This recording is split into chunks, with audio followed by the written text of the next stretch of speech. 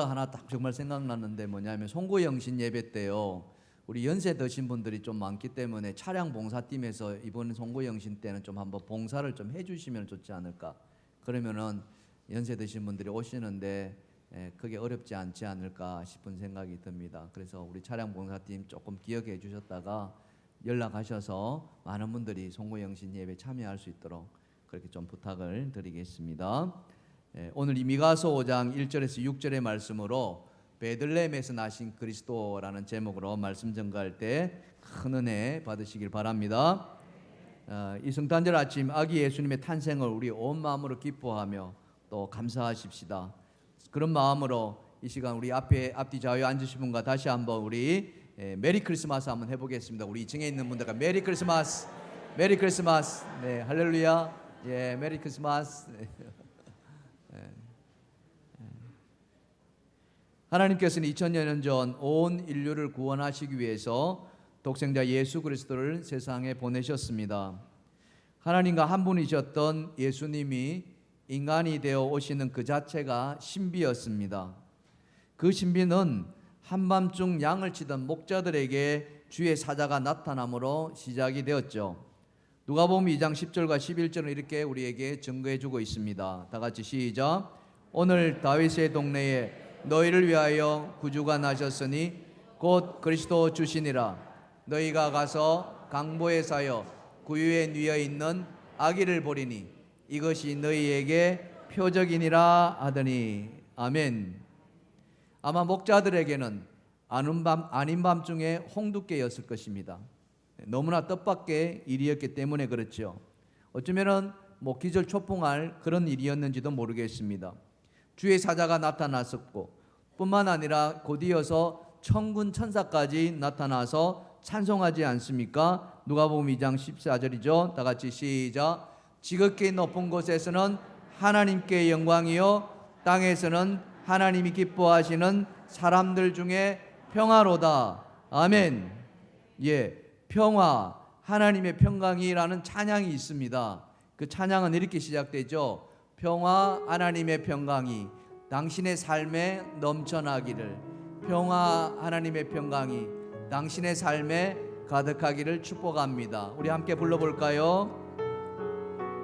평화, 평화, 하나님의 평강이 당신의 삶에 넘쳐나기를. 평화, 하나님의 평강. 옆에 사람 쳐다보시면서 당신의 삶에 가득하기를 축복합니다. 소망, 하나님의 소망이 소망, 하나님의 소망이 당신의 삶에 넘쳐나기를. 소망, 하나님의 소망이 당신의 삶에 가득하기를 축복합니다. 우리 평강 주신 하나님께 영광의 박수 올려드립시다. 할렐루야, 할렐루야, 아멘. 자, 저를 따라 같이 한번 해볼까요? 하늘에서는 하나님께 영광이요 땅에서는 평화로다. 하늘에서는 하나님께 영광이요 땅에서는 평화로다. 아멘, 아멘. 정말 우리의 삶 속에서 하나님의 평강이, 하나님의 평화가 날마다 이렇게 넘쳐나기를 간절히 소원하고 또 축원합니다. 이 예수 그리스도의 나심의 소식이 마태복음에서는 조금 다르게 표현되고 있습니다. 마태복음에서 어떻게 표현되고 있느냐? 예루살렘에 큰 소동이 일어났다고 이야기합니다. 더 쉽게 말하면 발칵 뒤집혔다고 할까요? 왜냐하면 동방 박사들이 와가지고 유대인들이 왕이 났는데 어디 있느냐라고 막 묻고 다니는 거예요. 그러니 사람들이 깜짝 놀라는 거죠. 아니, 우리에게 왕이 있는데. 그 당시에 왕이 누구였습니까? 헤롯 왕이었어요. 왕이 있는데 또 왕이 나타났다고 하니까 뒤집어진 거지요. 그러니 헤롯 왕도 난리가 난 겁니다. 그래서 사람들을 다 시키는 거예요. 그게 마태복음 2장 4절과 6절에 이렇게 말씀합니다. 시작. 왕이 모든 대제사장과 백성의 서기관들을 모아 그리스도가 어디서 나겠느냐 물으니 이르되 유대 베들레헴이오니 이는 선지자로 이렇게 기록된 바 또 유대 땅 베들레헴아 너는 유대 고을 중에서 가장 작지 아니하도다 내게서 한 다스리는 자가 나와서 내 백성 이스라엘 목자가 되리라 하였음이니이다. 아멘. 자, 여기 말씀을 보시면은 그리스도가 어디서 난다고 합니까? 유대 베들레헴 땅이라는 거예요. 근데 이 베들레헴 땅이라고 말한 근거가 어디예요? 선지자의 말씀이라는 거죠. 그 선지자가 누구에게 있습니까? 바로 오늘 우리가 본문에서 읽었던 미가 선지자예요. 성탄절에 우리가 미가서를 주목하는 이유가 바로 여기에 있습니다. 그리스도가 탄생하기 이전에 이미 수백 년 전에 미가 선지자를 통해서 유대 베들레헴 땅에 그리스도가 나시고 그 그리스도가 이스라엘을 다스리겠다고 말씀하신 거예요.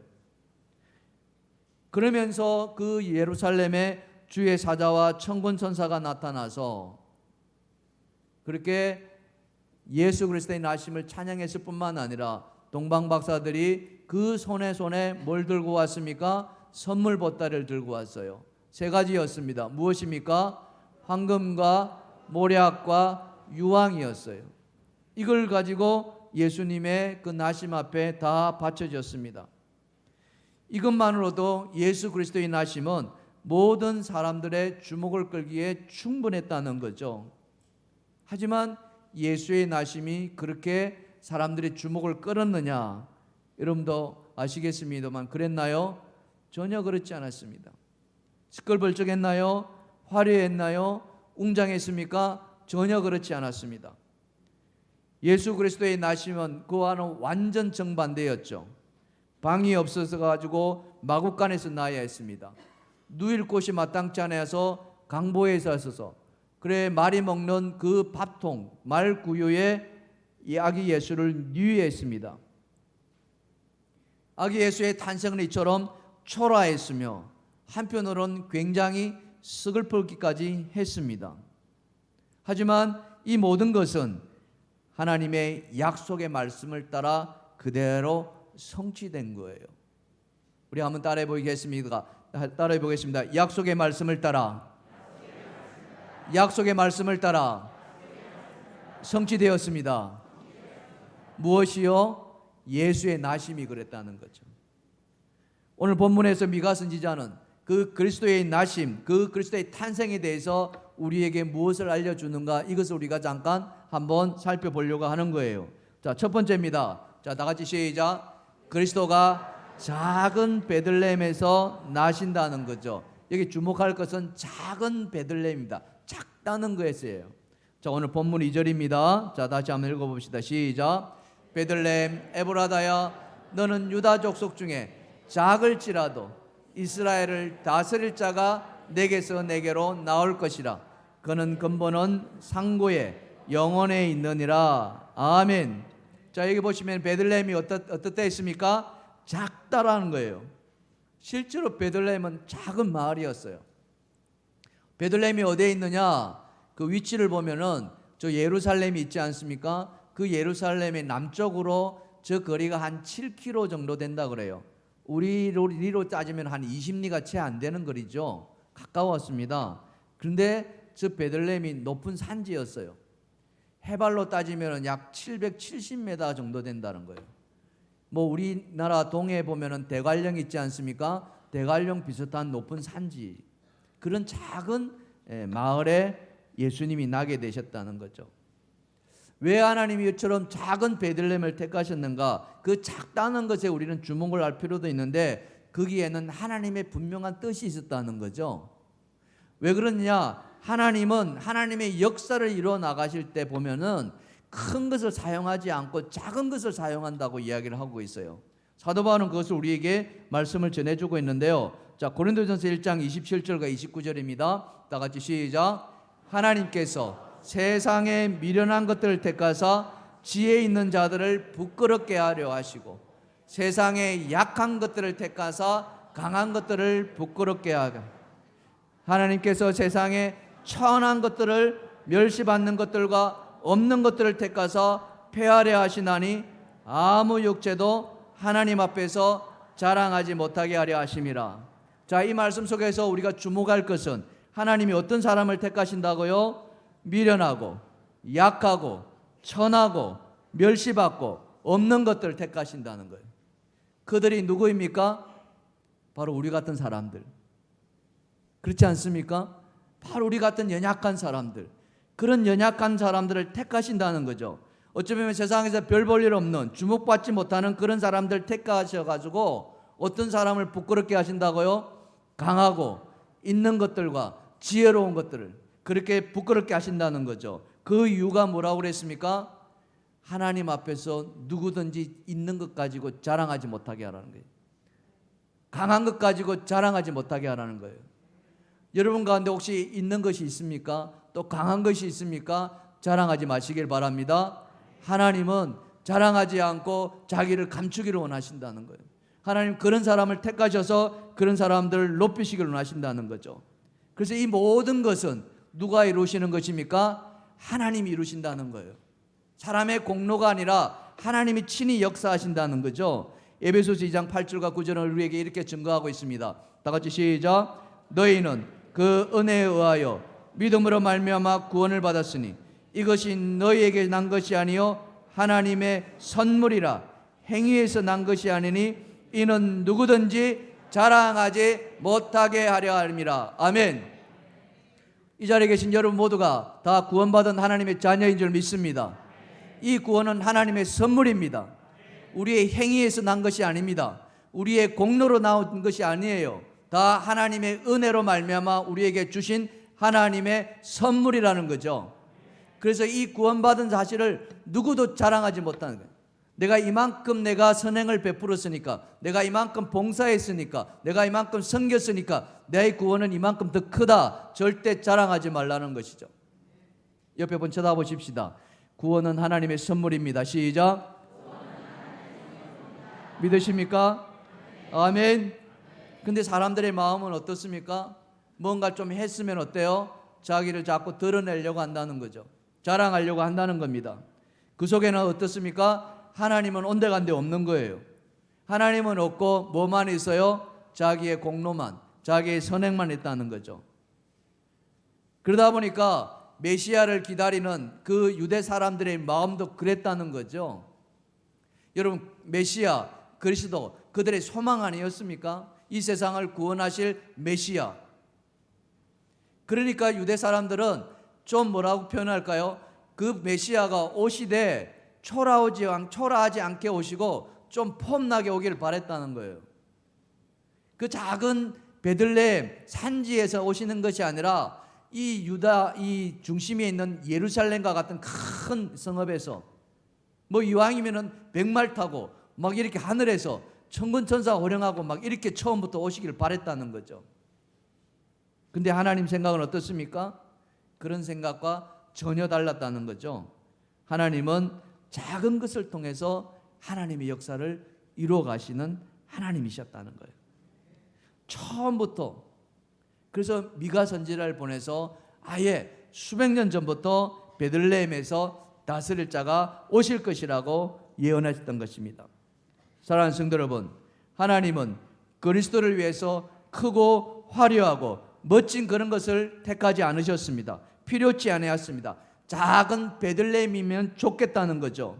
머물 여관이 없어서 마구간이어도 괜찮았고 누일 침대가 없어도 말 구유해도 괜찮았다는 겁니다.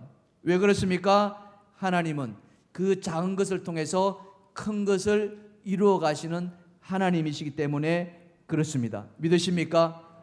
우리가 작은 것을 소중하게 여기고 작은 것을 아름답게 여기는 그런 저와 여러분 되기를 주님의 축원합니다. 축원합니다. 그래서 제가처럼 키가 작더라도 저는 굴하지 않아요. 키 작은 사람들 기죽지 마세요. 작은 것이 더 아름답습니다. 우리 옆에 분 쳐다봅시다. 작은 것이 소중합니다. 갑자기 키 크신 분들 속 고개를 숙이네요.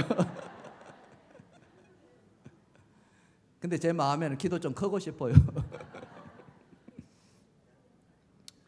자, 두 번째로 미가 선지자가 밝히는 그리스도의 나심은 무엇일까? 자, 두 번째 주제입니다. 시작. 하나님의 약속의 보증이 되게 하셨다. 그렇습니다. 그리스도는 말씀대로 하나님의 약속이 이루어졌다고 하지 않았습니까? 그래서 그 나심이 바로 하나님의 약속의 성취였습니다. 그래서 그것이 바로 보증이 되었다는 것이죠. 우리는 하나님과 그래서 하나님의 약속을 믿고 신뢰해야 될 줄 믿습니다. 우리에게 행하신 모든 약속은 하나님은 다 이루신다는 거예요. 그걸 믿어야 됩니다. 예수 그리스도가 다윗의 시에서 나온다고 사무엘 선지자를 통해서 이미 예언되어 있었습니다. 자, 사무엘하 7장 16절에 보시면은 이 말씀이 있어요. 다 같이 시작. 내 집과 내 나라가 내 앞에서 영원히 보존되고 내 왕위가 영원히 견고하리라 하셨다 하라. 아멘. 여러분, 이 세상에서 영원한 것이 있습니까? 이 세상에서 영원히 보존되는 게 있습니까? 다윗의 왕가도 사실은 그렇지 못했죠.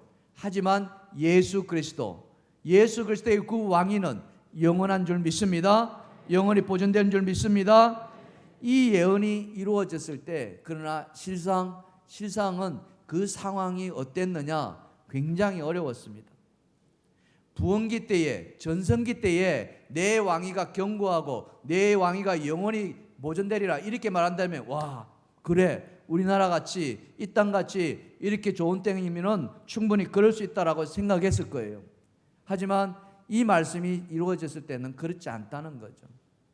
미가 선지자가 작은 베들레헴에서 그리스도가 나타나실 것이라고 그 이야기할 당시는 이 유대 땅이 굉장히 어려움에 처해져 있었습니다. 북쪽의 북이스라엘은 아수르에게 침략을 당해가지고 멸망하기 직전에 있었고요. 남쪽 유다는 이미 하나님이 보시기에 악을 행하다 못해서 하나님이 곧 심판을 내리실 만한 그런 이야기들이 막 있었던 그런 아주 좋지 못한 때였습니다. 그러다 보니까 사람들의 마음 속에서 그리스도에 대한 그런 갈망들은 사실은 컸죠. 하지만 그 왕위를 견고하게 하시고자 하는 하나님의 그 뜻, 그것은 무엇입니까? 그것은 하나님의 일하심과 하나님의 행하심이 사람과 다르게 이루어지신다는 것을 우리에게 보여주신다는 거죠. 아까도 우리가 살펴보셨습니다만 하나님은 어떤 것을 더 소중하게 여기신다고요? 작고 연약하고 보잘것없고 어쩌면 버림받은 그런 것들을 하나님이 택하신다는 거죠.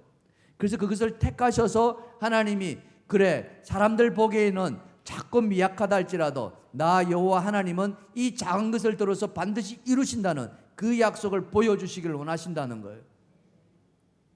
그래서 우리가 연약하면 연약할수록 하나님이 나를 통해서 약속하신 그것은 더 이루어질 가능성이 많다는 것을 우리가 마음에 믿어야 한다는 거죠. 그래서 우리가 힘들고 어려울수록, 고난이 닥칠수록 우리는 더욱더 하나님의 그 약속을 붙들어야 하는 이유가 바로 여기에 있습니다. 여전히 아직도 이해가 다가오고 있지만은 우리의 삶 속에서 아직도 힘들어 하시는 분들이 이 자리에 계실 것입니다. 마음적으로도 힘들고도 또 육적으로도 힘들고 직장이나 또 사업적으로도 힘드신 분들 계실 겁니다. 그러나 여러분, 절대 포기하지 마시길 바랍니다. 절대 연약한 마음 갖지 마시길 바랍니다. 왜 그렇습니까? 우리 하나님은 그 연약한 가운데 약속을 이루신다는 거죠. 반드시 성취하신다는 것입니다. 그것이 무엇입니까? 그것이 하나님의 신실하심입니다. 따라해 보겠습니다. 하나님의 신실하심. 그 신실하심은 약속을 이루신다는 거죠. 그것이 바로 그리스도의 보증이 된다는 겁니다. 자, 고린도후서 1장 20절은 이렇게 우리에게 증거해 주고 있습니다. 시작. 하나님의 약속은 얼마든지 그리스도 안에서 예가 되니 그런즉 그로 말미암아 우리가 아멘하여 하나님께 영광을 돌리게 되느니라. 아멘. 하나님의 약속은 그리스도 안에서 뭐가 된다고요? 예가 된다는 겁니다.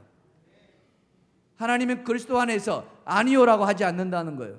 반드시 예로 응답하신다는 거죠. 그렇다면 우리는 뭐만 하면 됩니까? 우리는 다 같이 아멘 하면 됩니다. 시작. 아멘, 아멘, 아멘. 아멘 소리가 큰 교회는 반드시 하나님께서 축복해 주실 줄 믿습니다. 할렐루야. 그 마음속에 소망 아니겠습니까? 하나님은 신실하신 분이고 나같이 연약한 자를 반드시 일으켜 세워주실 것이다. 하나님은 그것을 오늘 우리에게 말씀해 주시고자 하시는 거예요. 그래서 우리는 이렇게 기도합니다. 자, 요한복음 15장 7절입니다. 다 같이 시작. 너희가 내 안에 거하고 내 말이 너희 안에 거하면 무엇이든지 원하는 대로 구하라. 그리하면은 이루리라. 아멘. 무엇이든지 원하는 대로 구하라고 이야기합니다. 그러면 이루시겠다고 해주시는 거예요. 뭐 때문에요? 너희가 내 안에, 내 말이 너희 안에, 우리가 하나님 안에 있기만 한다면 그렇다는 거예요. 하나님 말씀이 우리 안에 살아 역사하기만 한다면은 우리가 무엇을 구하든지 하나님 다 이루어 주시겠다는 거죠. 사랑하는 성도 여러분, 그래서 우리가 말씀 속으로 들어가야만 합니다. 내년에 우리가 더 큐티를 강조하는 이유가 바로 거기에요. 말씀 속에서 하나님의 뜻을 깨닫고 말씀 가운데서 하나님의 진리를 발견하고 그리고 그 말씀을 따라서 우리가 순종해 나갈 때 우리가 무엇을 구하든지 하나님은 응답해 주신다는 거예요. 이게 바로 신실하신 하나님의 약속인 줄 믿습니다. 그 약속을 붙드시길 바랍니다. 그런다면 여러분의 소망이 다 이루어 주시리라 믿습니다. 우리 옆에 분 쳐다보시기를 말씀하십시다. 하나님 말씀 속으로 살아갑시다. 시작. 말씀과 같이 살아갑시다. 아멘. 정말이에요. 지금까지 그럴 때 못했다 할지라도 이제부터라도 시작하면 됩니다. 늦다고 생각할 때가 뭐라고요? 빠르다 하지 않았습니까? 이 나이에 내가 뭘 하랴 하지 마시고 노래 가사도 있지 않습니까? 내 나이가 아이고 그런 거 어떻게 잘 아시나? 나이 탓하지 마시고 내 나이가 어떻든 간에 마지막까지 하나님 말씀 붙드시는 저와 여러분 되시길 주님의 축원합니다. 축원합니다. 자, 마지막 세 번째, 미가 선지자 우리에게 주시는 그리스도는 어떤 분이십니까? 시작. 그리스도는 자기 백성을 지키시고 평화를 주시는 분입니다. 아멘. 뭘 주신다고요? 평화. 네, 바로 이거예요. 자기 백성을 지키실 뿐만 아니라 평화가 임하는 거예요. 자, 오늘 본문 4절과 5절에 이렇게 말씀합니다. 시작. 여호와의 능력과 그의 하나님의 여호와의 이름의 위엄을 의지하고 서서 목축하니 그들이 거주할 것이라. 이제 그가 창대하여 땅끝까지 미치리라. 이 사람은 평강이 될 것이라. 예, 평강이 되신다고요. 누가요? 그리스도가. 근데 그렇게 평강이 될 수 있는 이유를 뭐라고 밝히고 놓았냐면은 그 앞에 여호와의 능력, 그 능력을 의지했다는 거예요. 뿐만 아니라 여호와의 이름의 위엄을 의지했다고 이야기합니다. 바로 이거예요. 예수님이 하나님이셨지만은 인간의 몸을 입고 오셔서는 철저하게 하나님의 능력을 믿었다는 거죠. 하나님의 능력을 의지했습니다. 더 나아가서 하나님의 이름을 더욱더 믿었다는 거죠. 그래서 예수님이 제자들에게 그 기도를 가르치실 때 어떻게 가르쳤습니까? 하나님의 이름이 높임 받도록. 아멘. 하나님의 이름을, 우리 안에 하나님의 이름이 살아 있어야 돼요. 우리 안에 그리스도의 이름이 살아 있어야 될 줄 믿습니다. 예수님이 그러셨다는 거죠. 예수님이 자기의 힘과 능력을 의지한 것이 아니라 철저하게 하나님의 능력을 의지했습니다. 그래서 그 안에는 하나님의 능력이 임하였고 그 하나님의 능력으로 기적을 베풀었다는 거죠. 그래서 가는 곳마다 예수 그리스도는 가는 곳마다 병자를 고치셨습니다. 불치의 병을 고치셨습니다. 귀신 들린 자에게 귀신을 쫓아냈지요. 심지어는 죽은 자까지도 살리내신 예수 그리스도였습니다. 그것이 무엇이었습니까? 그것이 바로 하나님의 능력이었다는 거죠. 능력이었을 뿐만 아니라 예수 그리스도는 우리의 목자가 되어 주셨습니다. 그래서 그는 선한 목자가 되어서 날마다 우리에게 푸른 풀밭으로 인도하여서 우리에게 넉넉한 양식을 공급해 주셨다는 거예요. 여러분 찬송가 569장을 보시면은요, 선한 목자 대신 우리 주라는 찬송이 있어요. 여기 가사를 보시면은 선한 목자 대신 우리 주 항상 인도하시고 푸른 풀밭 좋은 곳에서 우리를 먹여 주소서. 아멘. 이거 우리 같이 한번 불러볼까요? 선한 목자 되신 우리 주 항상 인도하시고 푸른 불밭 좋은 것을 우리를 먹여주소. 선한 목자 구세주여 항상 인도하소서. 우리 박수 치면서 찬양합시다.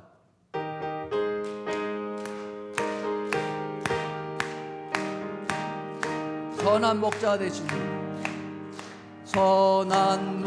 되신 우리 주 항상 인도하시고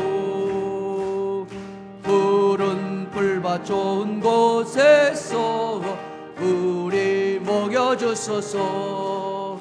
선한 목자 구세주여 항상 인도하소서.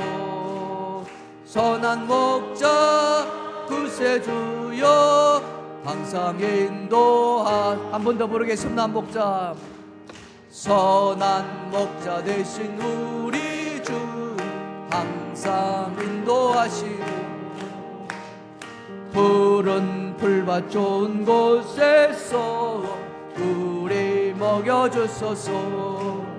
선한 목자 구세주여 항상 인도하소서. 선한 목자 구세주여 항상 인도하소서. 선한 목자 대신 예수 그리스도를 믿으십니까? 선한 목자 대신 예수 그리스도가 우리의 구주이심을 믿으십니까?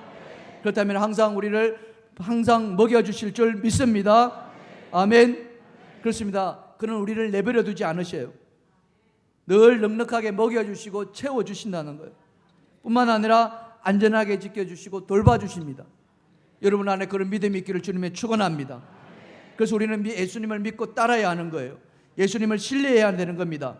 그분의 전능하심이 오늘 우리 안에 살아있기를 간절히 소망합니다. 그분의 정결함과 그분의 기쁨이 우리 안에 스며들도록 여러분 마음을 모으시길 바랍니다. 그래서 어느 누구로부터도 어떤 위험으로부터도 우리 주님께서 안전한 보호막이 되어주시고 방패가 되어주실 줄 믿습니다. 그래야 할 때 우리는 정말 주님이 주시는 그 평강, 주님이 주시는 그 평화가 우리 안에 임하리라 믿습니다. 세상이 주는 평화는, 세상이 주는 평강은 영원하지 않습니다. 그러나 주님 안에서 주님이 우리에게 주시는 그 평강은 영원한 평강인 줄 믿습니다. 그 평강은 하나님과 우리 사이의 평강이요 뿐만 아니라 사람과 사람 사이의 평강인 줄 믿습니다. 이 성탄절을 맞이해서 혹 여러분 가운데 여러분 안에 여전히 아직도 가로막힌 담이 있다 한다면 주님의 그 평강이 임하기를 주님의 축원합니다. 그래서 그 가로막힌 담이 다 무너지길 바랍니다. 받았던 그 상처가 다 아물기를 간절히 소원합니다. 그래야 해서 정말 주님이 주시는 그 은혜, 그 사랑으로 우리의 모든 죄가 씻음받고 진정한 영원한 나라, 평강의 나라가 임하기를 간절히 소원합니다. 그러기 위해서 예수님이 이 땅에 오셨다는 거예요. 미가 선지자는 이렇게 우리에게 말씀해 주십니다. 미가서 7장 19절입니다. 시작. 다시 우리를 불쌍히 여기소서. 우리의 죄악을 발로 밟으시고 우리의 모든 죄를 깊은 바다에 던지시리이다. 누가 그랬습니까? 예수 그리스도가 무엇을요? 우리의 죄악을 어떻게 하신다고요? 발로 밟으셨습니다. 자, 우리 발로 한번 밟아봅시다. 발로 들어서 예수님의 마음을 시작. 아멘. 우리의 죄가 그냥 한 번 더 하겠습니다. 시작. 아이고 지진이 일어났다고 막 연락이. 그렇습니다. 우리 주님은 우리의 죄악을 다 발로 밟으시고 저 모든 죄를 깊은 바다에 던지셨다고 하지 않았습니까? 여러분 그걸 믿으시길 바랍니다. 이 땅에 오신 예수 그리스도는 죄악에 빠진 우리를 그래서 건져주셨어요. 그래서 우리를 하나님 나라 영원한 나라로 옮겨갈 그 티켓을 우리에게 주셨다는 거예요. 이 자리에 계신 여러분은 천국 시민이 될 줄 믿습니다. 천국 시민으로 티켓을 가질 수 믿습니다. 아멘. 그래서 주님의 오심을 우리가 다시 한번 기뻐하시고 이 성탄절이 세상 사람들은 그냥 하루 쉬는 성탄절이 될지 모르겠습니다. 우리에게는 너무나 큰 중요한 의미를 던져주는 기쁜 성탄절이 되어야 됐습니다. 우리 안에 모든 죄가 씻음받고 우리를 하여금 모든 평강 가운데 임해 주시는, 그래서 지극히 높은 곳에서는 하나님께 영광이요 땅에서는 하나님 기뻐하시는 모든 사람들에게 평화가 임하는 그런 이 성탄절이 된 줄 믿습니다. 그 평화가 오늘 예배하시는 여러분 모두에게 임한 줄 믿습니다. 할렐루야. 우리 하나님께 영광의 박수 올려드립시다. 할렐루야. 할렐루야. 메리 크리스마스. 메리 크리스마스. 메리 크리스마스. 아멘. 우리 찬송가 115장 기쁘다고 지으셨네. 찬송하겠습니다.